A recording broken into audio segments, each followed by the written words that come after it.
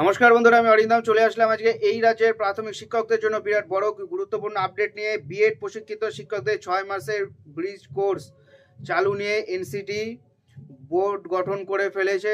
মানে যে সমস্ত শিক্ষকরা বর্তমানে আছে ডিএলইড এই বিএড করে যারা চাকরি পেয়েছেন, সম্ভবত যারা 2014 সালে, এই স্যারদের মধ্যে অনেকেই আছেন যারা কিন্তু এখনো পর্যন্ত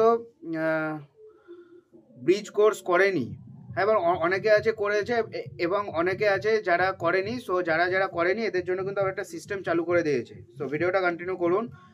অবশেষে বিএড করে প্রাথমিক শিক্ষক পদে চাকরি পাওয়া শিক্ষকদের জন্য 6 মাসের ব্রিজ কোর্স চালু হতে চলেছে। এই কোর্স চালু করার দাবি সামনে আসছিল, এবার পদক্ষেপ নিল এনসিটিই।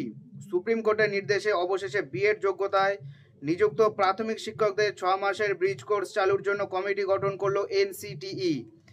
এই কমিটি গঠনের দিন থেকে পরবর্তী 30 দিনের মধ্যে এই কমিটি 6 মাস ব্রিজ কোর্স করানোর বিষয় নিয়ে বিস্তারিত রিপোর্ট জমা দেবে। তারপরে ব্রিজ কোর্স শুরুর বিষয়ে বিজ্ঞপ্তি প্রকাশ করবে এনসিটিই।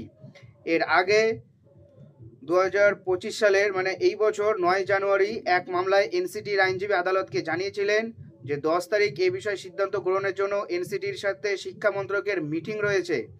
সেই মিটিংয়ের পরই এই বিষয়ে তারা অবস্থান আদালতকে জানাতে পারবেন।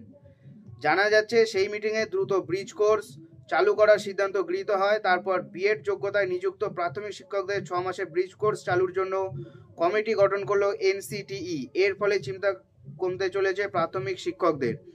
অর্থাৎ যে সমস্ত শিক্ষকরা আছেন যাদের বিএড করা নেই, তাদের 6 মাসের ডিএলইডি করা নেই বাট বিএড করে চাকরি করছেন, সেই সমস্ত শিক্ষকদের জন্য একটা ভালো খবর। তারা এবার প্রফেশনালভাবে কিন্তু এবার মানে প্রাথমিক শিক্ষকদের পার্মানেন্ট হয়ে যাচ্ছে। 6 মাসের ব্রিজ কোর্স, যেটা মানে চাকরির মেন ক্রাইটেরিয়া, সেটা এবার পূরণ হয়ে যাবে। আশা করি আর কোনো সমস্যা নেই। বাট এবার কবে থেকে চালু হবে না হবে এটার জন্য অবশ্যই আমার চ্যানেলটাকে সাবস্ক্রাইব করবেন। দেখা হচ্ছে পরের ভিডিওতে। ভালো থাকবেন সবাই। নমস্কার, জয় হিন্দ, বন্দে মাতরম।